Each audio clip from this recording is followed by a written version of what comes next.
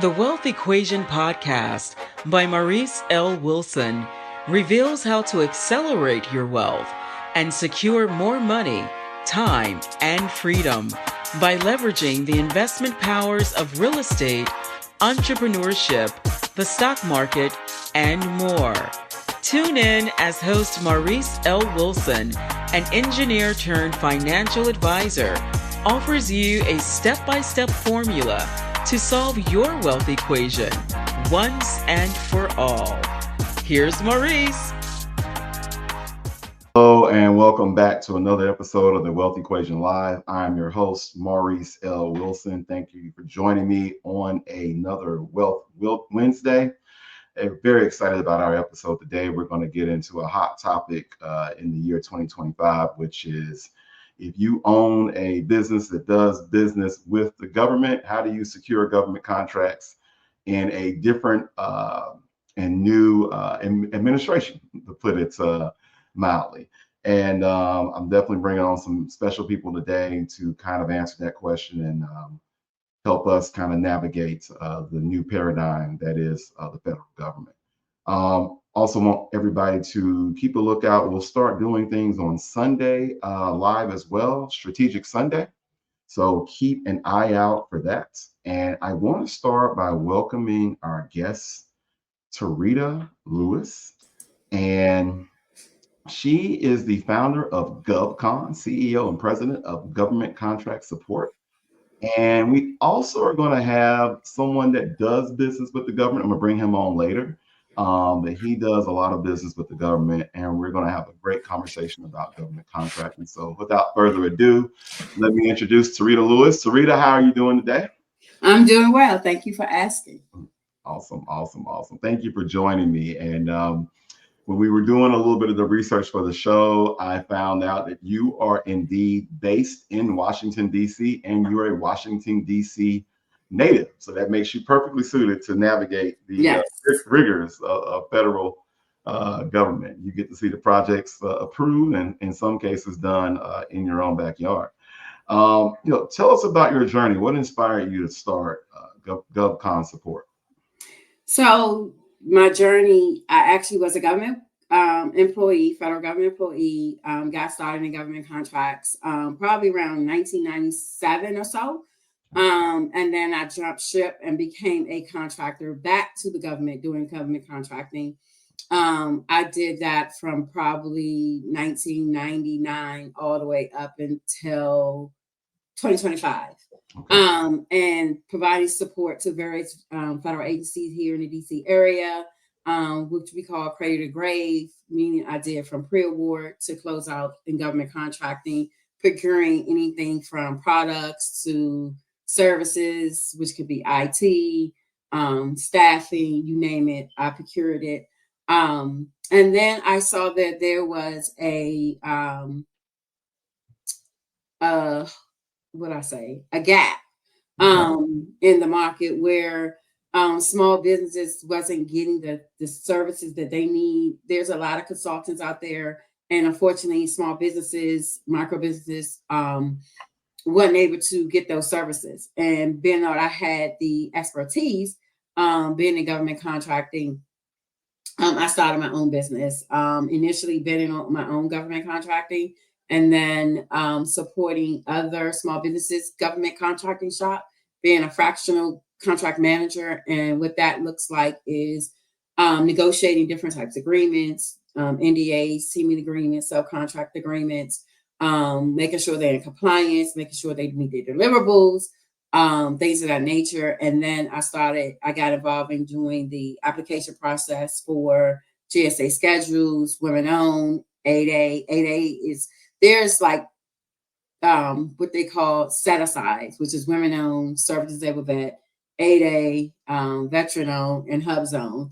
Those are certain designations you can get where contracts can be awarded to you not on a competitive basis. It can be awarded to you on a sole source basis, meaning the government can say, hey, I like you, I like your price, I like what you got, and issue a contract. So because I saw a gap in the GovCon space for small businesses, hence why I started government contract support. Okay.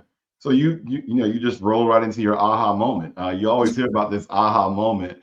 I kind of have an aha moment, but it's financial services, so it's not going to set the world on fire. But in your line of work, it is great that you were able to take something that people kind of assume is pretty rudimentary and cite a gap. And how long ago was that when you kind of made the break from, working with the government? So 2011, I started my company. 2011 was the first time I got my initial contracts. Starting out, my initial amount awarded was 500K. And it's all about relationships, and that I got that because I'm being very transparent of a relationship I had. Yeah, yeah. So are you in like an all-white suit, stomping the halls of government in DC? Like, how do you work on your network? How do you keep that going in the kind of 2011 when Facebook was still really new to this all virtual world? Like, how do you nurture those relationships to keep that network? So I'm very active in a lot of different organizations. I try to stay active on LinkedIn. There's an organization called National Contract Management Association for government contracting professionals, which you call contract specialists, contracting officers on the industry side and in the government. So that's an organization. I'm not involved in it as I would like to be, but I'm an active member in the organization. And also there's another organization called CCAB that I'm a part of, which is for small emerging contract. I always forget with the A form, where I really love this organization because monthly they have a networking event and they bring in small government contractors and we get in like a round robin and we say what we're looking for, and what you're looking for can be exactly in the room, whether that's a teaming partner.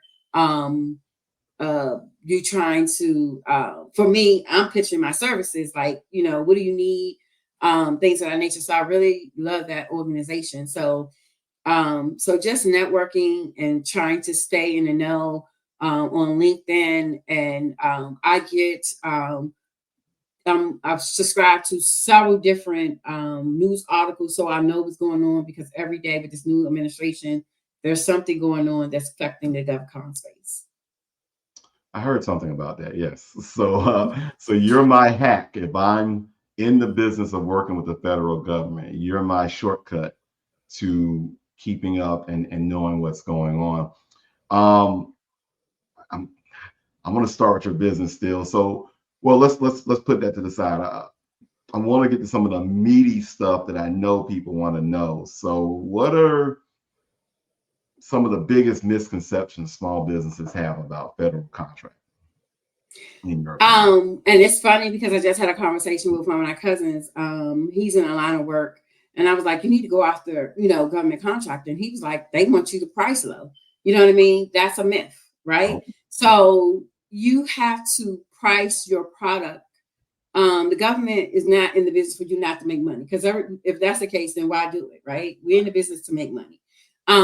So you have to look at to make your price competitive, just like this GSA schedule webinar I'm going to have this month, and you have to do pricing. So you got to give the government, make them your most favorable customer, right? And if you could prove in commercially that you're charging, set prices, the government's not going to say, well, all right, that's too high. You just have to negotiate, you know what I mean, and make the government your most favorable customer. So that's a misnomer that, you got a price low to play in the GovCon space. If that's the case, you have the Lockheed Martins, you have the Northrop Grumman, these big 500 companies. If they weren't making money, they wouldn't still be in business. That's true. That's true. I think it's the Microsoft and Amazon were going after, I think, cloud services, and it was a multi-billion-dollar contract, and I know they weren't lowballing. Exactly. Yeah. So you got a good point there. You got a good point there. So, like, you work with a lot of founders, entrepreneurs. What separates those who succeed in this space from those who don't, or just stall out? If I started out, it's about relationships, right? Okay. Building these relationships with the different parts of the government. So you have the contracting officer, who signs on a dotted line and say, yes, you're awarded a contract, go be happy. You also got a contract specialist who pretty much probably administers the contract, right? Mm-hmm. And which people probably don't know, the contracting shop itself has no budget. They don't have any budget. So they're being funded by the program office. So you need to get to know who's in the program office that's in charge of that particular opportunity, and get to know the core, which is the contract officer representative, because that's who's going to be evaluating that opportunity if you win, signing off on your invoices to get you paid. So it's about building relationships with the right people and building those relationships early before that opportunity hit the street, right? Get to know, because there's a gazillion of government contractors out here. So how do I know you exist if you don't build a relationship and say, hey, I see you got a gap or you need these services and we can do it, and make sure your solution is the best solution. Not that you're the highest price, but you got the best solution that's going to fix whatever that problem is for the government. All right. So it sounds a lot of like private business, right? Where you can run all these commercials and all that stuff, but most businesses are not name brand. Most businesses are known by people, right? You know, it's kind of like you got your favorite restaurant, you got your favorite handy person, what have you, landscaper. All right. So you said something, since we're talking about misconceptions and the actual business owner. I said something. I said, are they even giving out contracts anymore? Because I thought that was done. And you said something genius. I think you said the government has to give out contracts to keep their budget. Like, these organizations is not like a big government G. And it's just like the government means all these different departments, all these different people, and they want to have the ability to spend. And so they don't spend, they don't keep the money. So talk more about that, to give people hope that the government is still open for business. So in this changing landscape, you have to follow the money. Okay. It's very key. And before I get into that, I just read an article this week where they're increasing the Veterans Affairs budget by 4%. You got to know that. That's your customer. I thought they were cutting all that. Exactly, right? So you have to follow the money. You got to follow the OMB. Where are they spending their money? So every agency is allocated money, right? And there's different colors of money. Some agencies got 2-year money. Some agencies got 1-year money, right? The color of money is different. So if a certain amount of money is allocated to an agency and they don't spend it, guess what Congress is going to say? Well, you didn't spend that $1 million we gave you last year. Why are you requesting $2 million this year? Right. So you usually see around the last fiscal year of the government contracting fiscal year, which is September, fallout stuff. A lot of stuff they trying to get ordered and procured quickly because they got to spend that money and get it allocated. Right. So people think the government not spending money, even though OPM, which is the Office of Personnel Management, issued a big contract to Workday, even though DOGE rescinded it. So, but that goes to show you they're still issuing contracts, right? But there is a lot of compliance now that the government has to go to get certain contracts approved. Like, even something just came out, they got another 500, not 500, but Fortune 500 companies, they got to now prove why they should keep their contract. Okay. Right? Is that Doge, or is that the norm? Is that new, or is that the norm? That's new with Doge, right? Okay. So now they got to go defend why they should keep their contract. And is it the last 5 days? What you did the last 5 days type of prove it, or? Exactly. Why did we awarded you this $2 million contract? Why you need to keep it, and how is it benefiting us? So they have so many days to present that information to Doge. And is Doge like one person? Because I mean, they're cutting staff. I don't know who they are. I don't want to know who they are. I just wish they could and do what they need to do. Because there's a lot of reform. There's something called the Federal Acquisition Regulations. They rewriting that. So right now they trying to make government contracting more efficient and being able to procure things on a faster pace. So that's why I'm having this webinar on GSA schedule, because they're making GSA, which is the General Service Administration, the hub of government contracting. So a lot of people in the GovCon space, if they want to order stuff faster, the fastest way to do it is to use this GSA schedule, right? Because it already exists. When you get on it, they already negotiate your price. So they already know what your price is. So that was limit the procurement halt time, what we call procurement, what is the A? Acquisition lead time, right? So usually when you get a requirement, you have so many days to get it to each stage. And because they're using the GSA schedule, we're going to assume that they're going to use the GSA schedule more. Is going to limit that acquisition halt time. You know, you're talking about something that I did want to get into, the GSA schedule, you know, government doing more business or just doing business.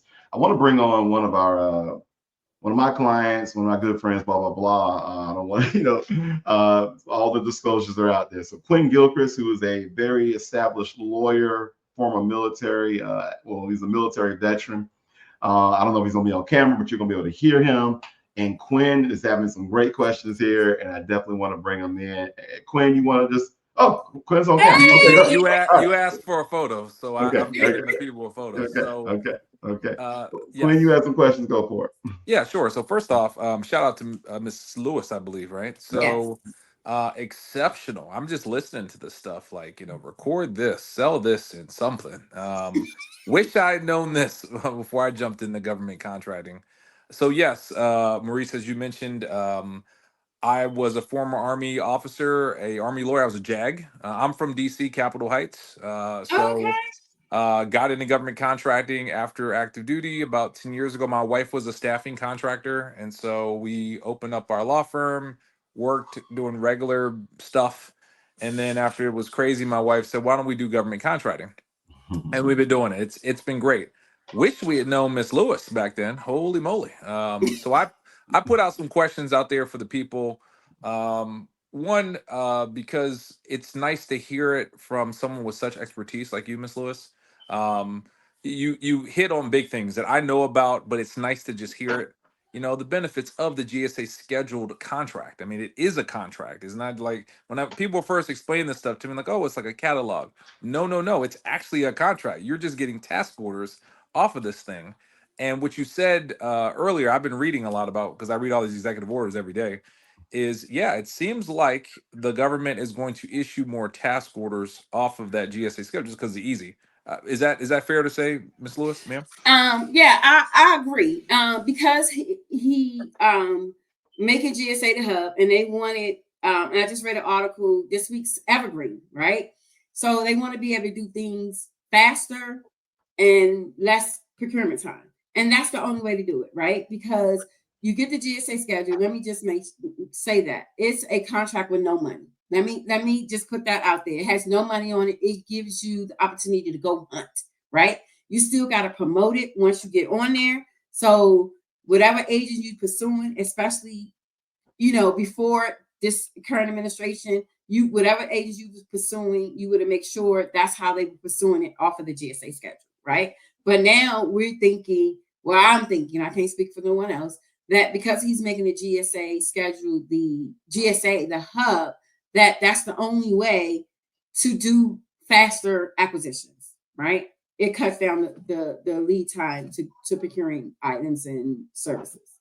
Thank you for that. And that seems to make sense. And to your point of September 30th, the end of the fiscal year, is only in a couple months. They got to spend a whole bunch of money very quickly. And the only way, to me, it seemed like they could do it is just issue task orders off of the GSA scheduled contract. So the big one I'm curious about, and this is like the $1 million question, and you got to have people like you, Ms. Lewis, that like know this stuff up down. You can't ask lawyers, you can't ask me.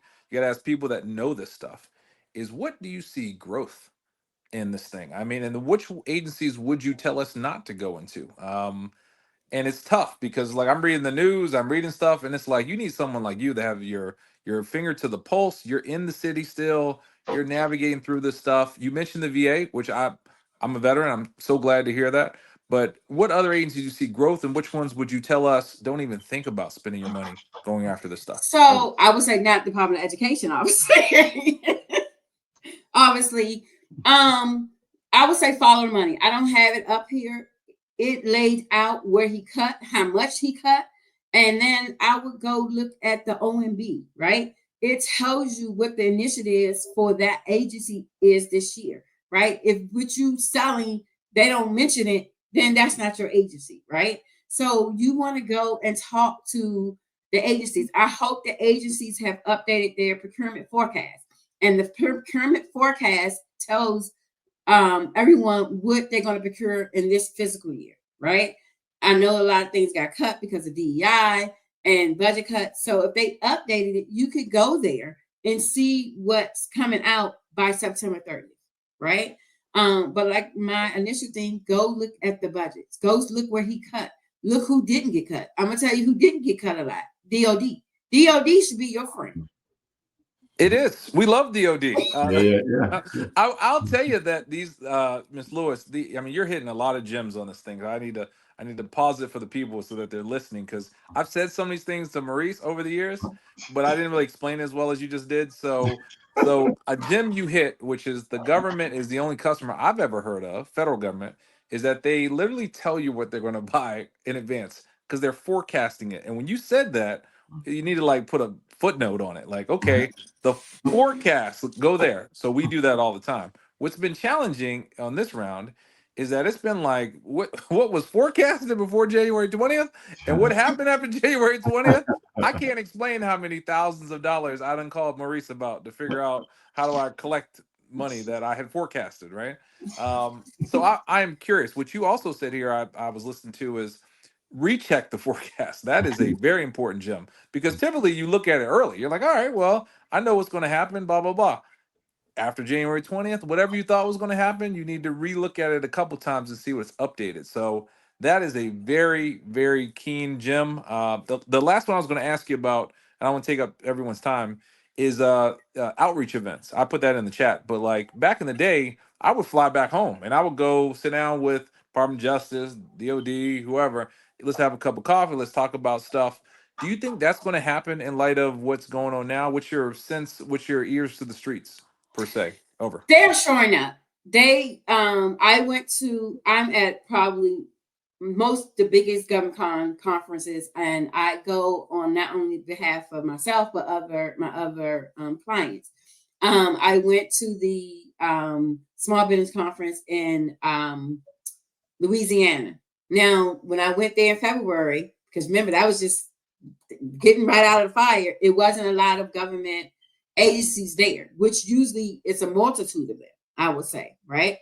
So of course, some of the agencies now no longer have their small business office, right? You got to find out who in that agency, if the small business office is not there, I would still go to these events because you never know who you're going to meet.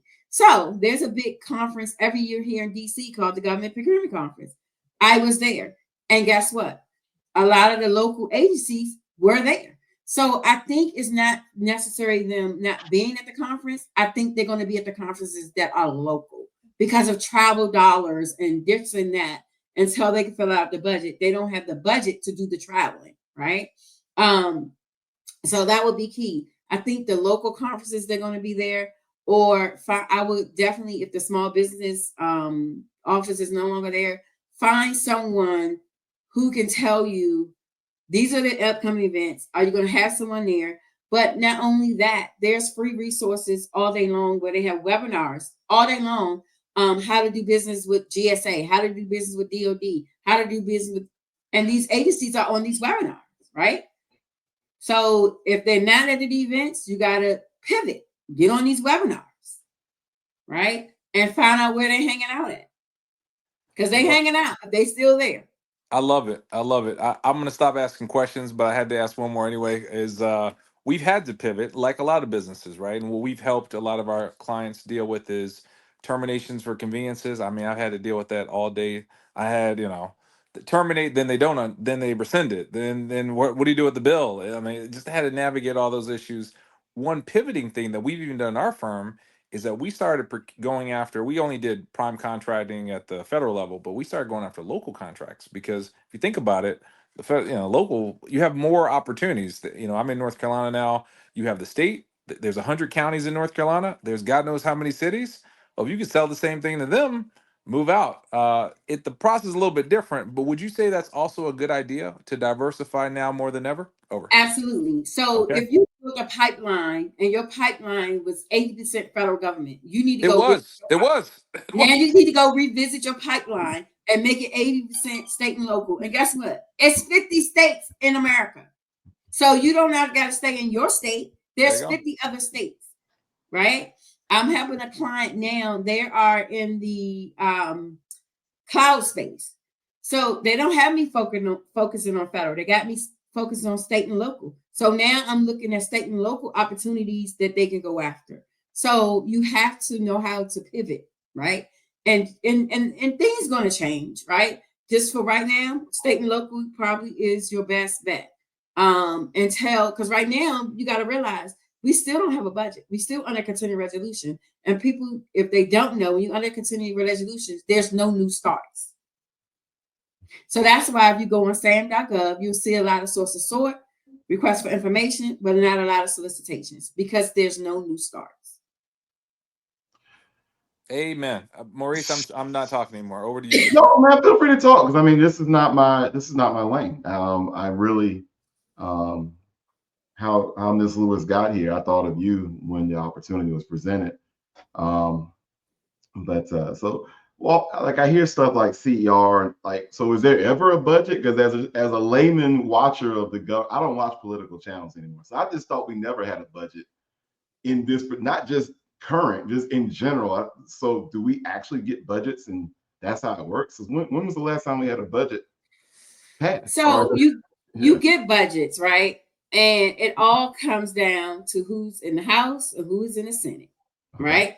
Okay. And if they can't agree, instead of shutting up the government, that's what they tried to pivot. Because years ago they shut that. Matter of fact, they did it his first term.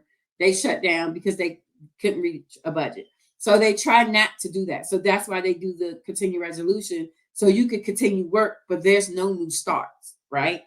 In contracting. So you'll see where they might be. So my contract might expire. But then in my contract, there's a clause option to extend services for 6 months, right? So they might extend me up to 6 months until they could get a budget to go out and compete the new contract. And they probably could still go out and compete the new contract, right? But they can't put no money to it because they don't have a budget to do it. So the government, sometimes when they don't have money, instead of writing a bad check, they will give you incremental funding, give you a little bit here, get it, here until they get the funding, which they really don't like doing that. They like, if you bid it $100,000, they really want to put $100,000 on your contract, because if they overspend like a bad check, it's called anti-deficient. They don't want to be anti-deficient, right? So, and then they'll ask you sometime to work at risk. Usually the government is going to pay you. Now in this administration, but usually they pay, right? That's you work, you're going to get paid, right? And then that's another thing small business don't know, that there is a clause that's saying small businesses can get paid within 5 days of submitting an approved invoice. Your invoice got to be right. You can't say I submitted it and you didn't dot your R's across your T's, right? So that's another myth. They don't pay. You just got to know how to maneuver the different agencies to get paid on time, especially as a small business. There's so many nuggets in this, Maurice. I gotta break down everything she just said, because I mean, somebody record this. You should be mailing this, and we should be throwing dollars at Ms. Lewis. All right, we're definitely. So one thing she just said. I'm an attorney. I've been working for the government for 20 years. I didn't learn until about 5 years ago. Okay. After I done sent hundreds of invoices to the federal government, and they always pay net 30. And she's right, though. They do. The federal government does pay their bills. I know the news is kind of funny, but they typically pay their bills on time, twice on Sunday. But if you're a small business, there's a way you have to request it and you have to cite a provision in the FAR. But yeah, you actually are supposed to get paid earlier. I figured that out, Maurice. That's why I don't call you anymore about, hey, I need you to look at funding. No, I get paid well. I'm good. I'm good to go. The other thing you did ask, Maurice, which is, hey, when do we normally get a budget approved? We do. Like last administration, we did though. But what happens is what she's saying is there's a continuing resolution, and then finally, you do get a budget, and you get it around February, March is pretty much every year, except when this administration is happening. And the government has to hurry up and spend a whole bunch of money. And that's typically, Maurice, when you look at my balance sheets, you wonder how I made so much money. It's because of that. That's exactly how it happened. Hey man, So since you getting in your business, yeah, your balance sheets did go up exponentially. thank you. Thank you. It's because of You what Miss level up. Lewis But actually since you're is gonna saying. say it, then I can confirm it. You can confirm. Thank you. But what she's saying though, and that's why there's so many nuggets in what she's saying, and like I'm listening, I know some of the stuff. It's like, wow, that's she's exactly right. Is you have to know this stuff because government contracting, which I've like growing up in DC, everybody I knew was a contractor, this, that, and whatever, is that for most of the people that pay me in the government look like Miss Lewis, me, and you. And I've said that to you 100 times. You know, Yeah. and I'm from DC. You know, it's like, oh, those are the people that are actually in control of this stuff. Oh, I love this. And then once they figure out I'm a lawyer, it's like, holy moly, and you look like me. I was like, yeah. So it's a good feeling if you find, and it's all about the other nugget she's been saying on this is those relationships. She is spot on. You have got to leverage that, and people pay for a Miss Lewis because you need that. You need people to kind of walk you through this dance. If not, you'll spend a whole bunch of money trying to figure this stuff out yourself. You'll get gray hairs like I've gotten over the years. Okay. But thank you, Miss Lewis. Holy moly. You are fantastic. And the differentiator, I guess, for me is because I worked in those spaces, right? It's not like some of the other consultants, that's in this space that's trying to, that does what I do, right? I worked along the contracting officers. They're my friends. So I can phone a friend, right? And it's about relationships. And thankfully, all of my contracting friends are still working, right? So because this is a good and bad thing, I done supported over half the agencies in the DC area. Guess what I got there? I got friends there that if that's your agency, hey, let's have a conversation. You know what I mean? About, they can't. Here's the thing. The FAR recommends meeting and talking to industry. But once it becomes, it hit the street, they cannot talk to you because then it's procurement sensitive. Because they can't tell you what they won't tell me. Because then that's unfair and that's going to cause a protest and make them have to pull the acquisition back and start all over. But they encourage talking to industry, right? And a lot of, you got to remember, the contracting professionals that are in the contracting shop are not the technical people. They just the subject matter expert in government contracting, awarding the contracts. Your program office is their baby. So they're the technical people. They know what their solutions that they need. So it's best to meet with the program office early in the acquisition cycle before it becomes a thing, right? That way it's fair game, right? And I say a lot of that also is with these big acquisitions where the Fortune 500 bids on. Most small businesses not bidding on $1 billion contracts where you creating some solution that's just technical that it's going to blow out the water. Most of us are bidding on program management, administrative things. Is most of us are not in the tech space. Some are. Don't get me wrong. Some are. And I did have a mentor tell me a long time ago that I'm going to have to pivot to really make some good money, get in tech, right? But it's like I said, it's all about building the relationships with the people early on in the acquisition process before it becomes procurement sensitive. Yeah, I mean, most businesses. This is kind of like speaking of misconceptions from earlier. Most businesses are 1 and 2 man shops. I mean, we always like to think of scaling and all that stuff, but most businesses are 1 and 2 man shops. So to your point, I would imagine most government contracts are to small businesses, maybe not on the size of the award, but the number of contracts are going to quote unquote small businesses. So you're absolutely right about that. There was a question from the audience where they said, well, where does someone sign up for your class and research who is buying what they're selling? That was a question. So that particular class, I haven't actually put that out. But I will. I'm gonna put myself on the hook. I will go live next week and show you how to find out how the government's selling and find out what your competitors are charging. Right. So if you want to unseat the incumbent, right, you need to see what they're charging. Not to saying you got to be lower, because of course, when we evaluate. So let me tell you. So when a proposal come in, what most people probably don't know, the technical part goes to the program people. Like I said, contracting is not technical. We evaluate price, right? We do the price analysis. Even before that, when we get a proposal, we do something called a pre-negotiated memorandum. So I'm going to take your proposal, I'm going to take it apart, and I'm going to see if your price is fair and reasonable, based on industry standards, based on what we paid for it before, list price. We got several different places we look for to make sure your price is fair and reasonable. So not only do you want to know what agency is buying what you're selling, but you want to make sure your pricing is competitive. And you also want to make sure, looking at the criteria of whatever solicitation you're trying to bid on, because you got to price different. Your solution got to be different, whether it's a firm fixed price, cost plus fixed fee, contract, right? Your pricing strategy got to be different, right? So you gotta, it's a whole, like I said, I'll try to go live or share that information. So initially you want to narrow down what agencies buying what you're selling and how they're buying it.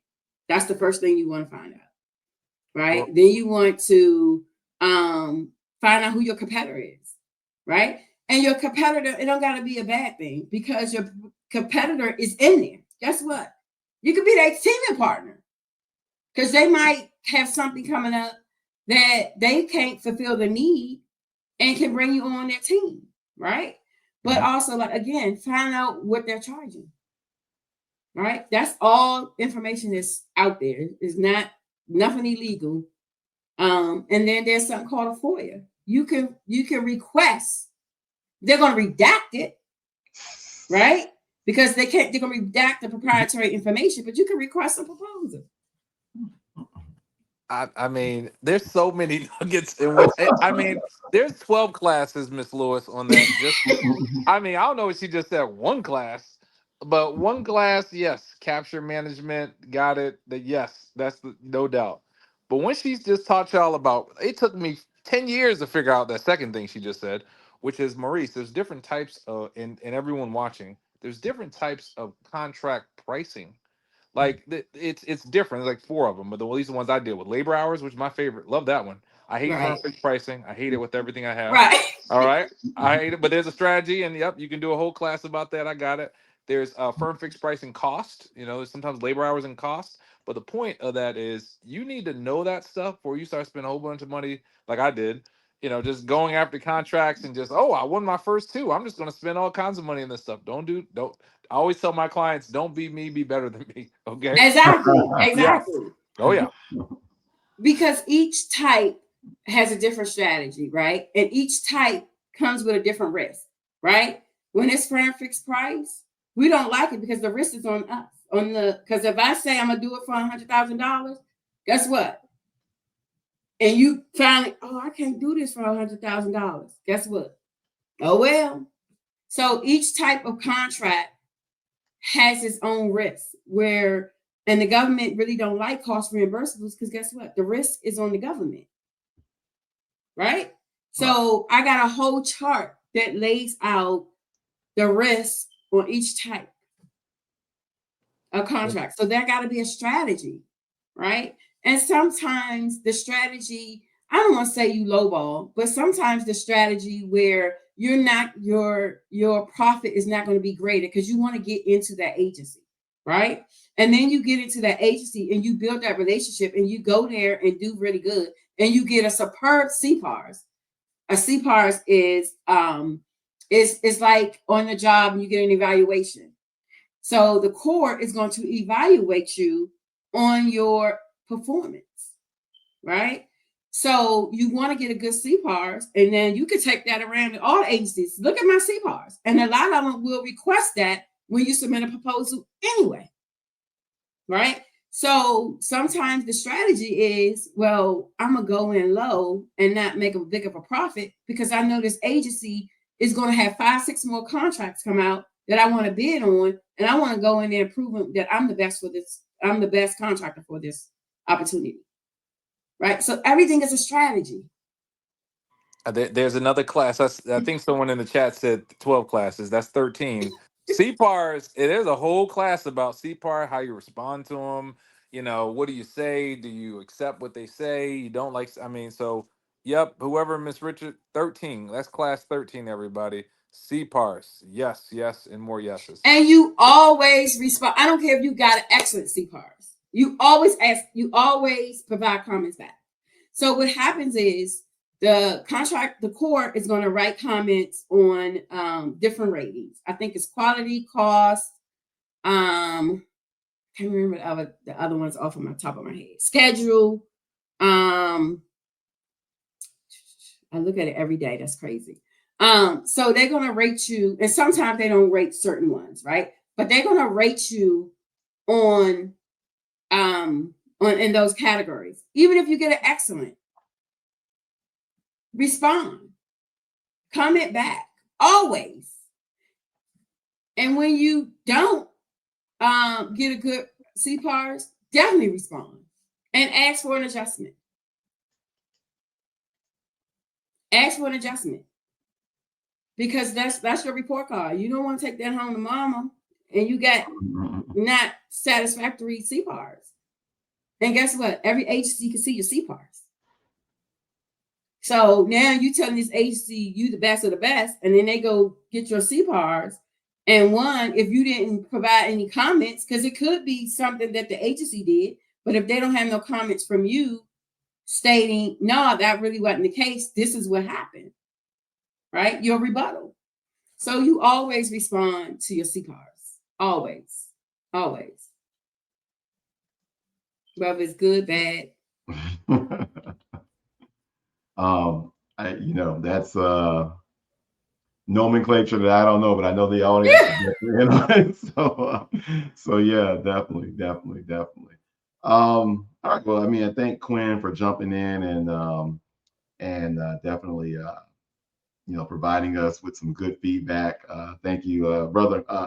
Quinn is like I said, military vet. Tarita, I heard that you're a veteran as well, or yes, am I I did 10 years in the DC National Guard. Okay, great. Yeah. So this is this is a really all-star cast who not only knows what they're talking about, as one of my coworkers say, you guys actually do this, which is very important. I mean, I have some other questions, but we've hit our hour. But I wanted to close and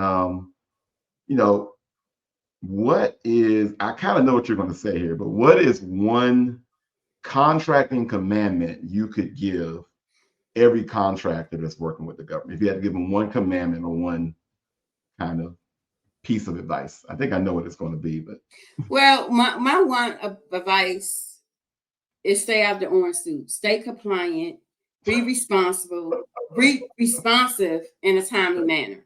Okay. Right? Okay. I just read on LinkedIn where something the SBA was asking the company to do, and they weren't responsive in a timely manner. So if the government asking you to do something, respond, be responsive, be compliant, and read your contracts. Right. Know what's in it and know what you're signing up for. Okay. And that's my big thing. What you don't know, hire somebody who do, right? Because there's a lot of fall clauses and you're just saying, yeah, I can do it, and you're not even, if you don't understand what you're signing yourself up for, and then the government can come to you and ask you for something, and you can be like, oh, I didn't know how to do it. I didn't know I had to do that. Right? Because there's a lot of reporting. Even when you get the GSA schedule, there's certain requirements you have to meet. Understand what you're signing up for, and read your contract and know your contract. Just like he said, contracts got terminated. Know what your contract says when it comes to termination and what your rights are. Right? You get to submit a settlement proposal. And also, when the government don't pay your invoice on time, you get interest. Oh, wow. Okay. Kind of like when you owe taxes, the government gets exactly. Interest. So know what's in your contract and understand the regulations that there. And if you don't, get someone that can explain it to you, because you might be good at being an engineer, you might be good at being IT, but you're not good at government contracting, right? You submitted a proposal. You're not a subject matter expert. And I guess I'm not going to get in my sandbox about that. I lived it. I worked it. I'm not making this up. I've done supported Department of Labor, Homeland Security, TSA, Air Force, Army, Coast Guard, Agriculture, GSA. So I've been around, and each one of them got, we have the federal acquisition regulation, but each one of them, guess what? They got a supplement. So I'm not telling you what I heard. I'm not telling you what someone else said. I'm telling you from experience. And that's why I charge what I charge, because I had to learn this, right? Even the fact of going to get a master's in contracts and procurement. I love what I do, right? Mm-hmm.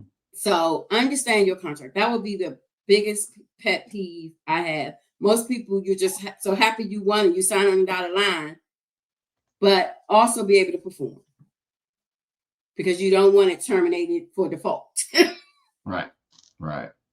No, I mean, we're regulated as financial advisors, and I know as we started to grow, I brought in a compliance consultant. I mean, early on, I kind of muscled through that stuff, and I just, but once I had a consultant, it did help me.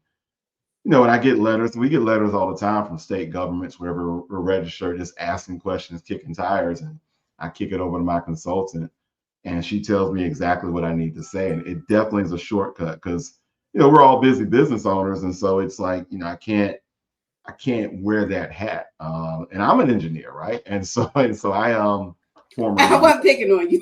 No. Engineers are trained to be problem solvers, but that doesn't mean that we're God. It's like doctors. Like, I know for experience from fact, doctors at one point in society were believed to know everything, but I know from working with doctors, they stay in their lane. They don't know everything. Now lawyers may know everything, but doctors don't know everything. So much. Can you tell the audience how to find you, how to get started with you? I know you're going to get a lot of people looking out. It's on the screen, but feel free to just tell them the best way to reach you. My website is www.govconsupport.com. I'm on LinkedIn as Tarita Lewis. I'm on Instagram as GovCon Expert. I'm on Facebook. My company page is GovCon Support. I have some group pages, but I can't think of the name of the groups on Facebook. But follow me on LinkedIn. I'm pretty much on LinkedIn or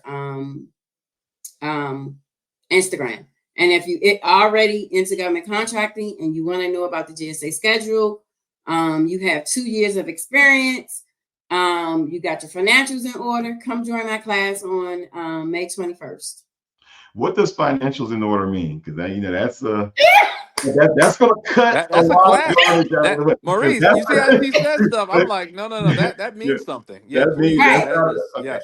Yeah. So you got to have 2 years of tax returns, and then you got to have your balance sheet and your income statement for 2 years. Okay. All right. I have those things because I have a 3-letter word called a CPA, and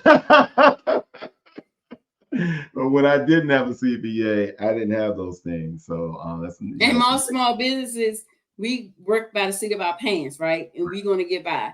But when you're doing certain things, especially in government contracting, they can ask for certain requirements of you to make sure you are financially fit to win this contract, right? Because you hear about the bad things in government contracting, they award contracts to people, especially when I think it was Hurricane Katrina. And these people just started a business and they got a contract and didn't produce. Now you're gonna look good in orange, right? So to prevent that, sometimes they do I'm not gonna go into it. They do a pre-award survey, right? To make sure